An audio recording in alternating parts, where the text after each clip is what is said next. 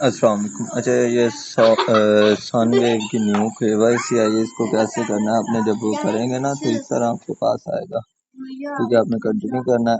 ये लिखा ना tap here, tap the link here to open the expose directly. तो ये हेयर लिखा ना, इस पे क्लिक करेंगे तो ये पोस्ट आपके पास आ जाएगी। ठीक है, यहाँ पे आपने क्या करना है कि इसको लाइक कर देना, रिपोस्ट कर देना और यहाँ पे कमेंट में आप लिख दीजिएगा डॉलर और ये आपने लगा देना आइस और ये इसको क्या कर देना, अप्लाई कर देना।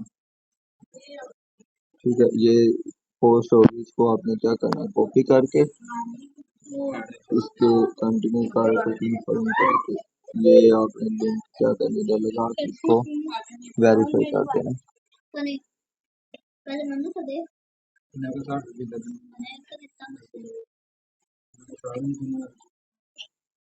ये लेगी वेरिफिकेशन होगी, बस ऐसे ही होगी।